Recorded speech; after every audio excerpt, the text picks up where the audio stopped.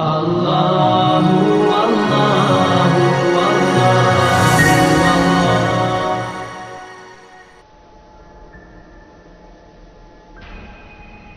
الله أكبر الله أكبر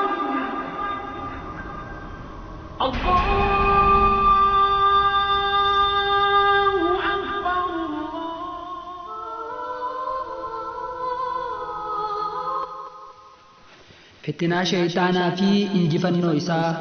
gaaf tokko guyyaa ani manaa ba'ee masjida deemuu fi wuddu'adhee ka'ee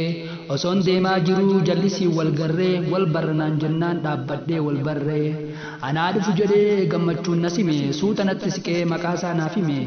na baruu barbaannaan maqaan koo ibliisii maqaan koo kan biraa abbaa gammachiisii fataasi gochuu fi bakka deemtu dhiisii lakkiin dhiisu jedheen anis mana rabbii gochaaf jechisaallee yoo naraase qalbii ibliisis naan jedhee atoo dargaggeessa takka fataa jettee toobachuu dandeessa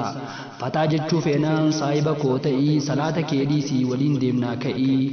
zinaa dabalatee kan shiishaa fi kamrii anatu harkaa qaba kan hundumaa amrii yeroo gabaabdutti haala siif mijjeessaa baasii tokko malee anatu si keessaa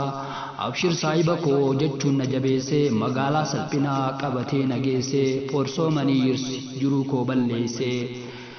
kafallag goorgisii yoo feetee sararii kafaltiin na biraa hin sodaatin jimaa sitti cirii liqeeffadhu nyaadhu hin sodaatin dhiidaa chiikiis yoo barbaadde anatu siif fidaa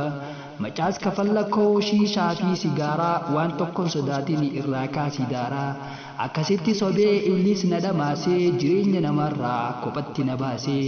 gangalachaa bullaan gaaf takka machaa'ee waan darbe yoo yaadu barii kophaa taa'ee hedduudhaan arra mirkanaa'ee wayyaa sheenaa koo jedheen gaabbiin baay'een gaddee ergasii gara rabbii tawbachuun barbaadee yaa rabbii koo jedhee harka koo ol qabee anoo salphadheera mataan koo na cabee anoo salphadheera mataan koo na cabee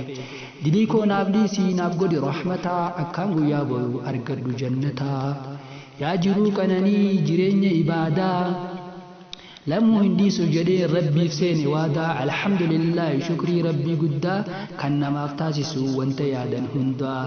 yaa abbaa rahmataa irkoo laafaaf jabaa ani waasi malee irkoo eenyuun qabaa shayxaanni na somnaa waan meeqa balleessee abbaa biraan qabu anoo sitti dheeyse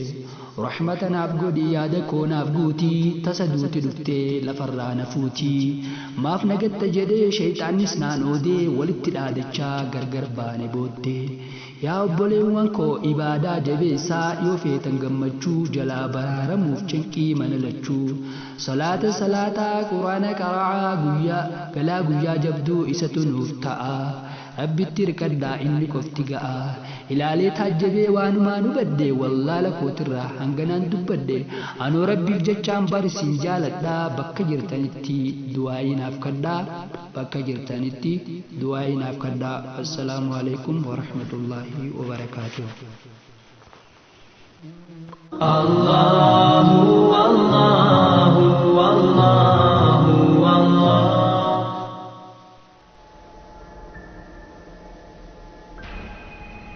الله أكبر الله أكبر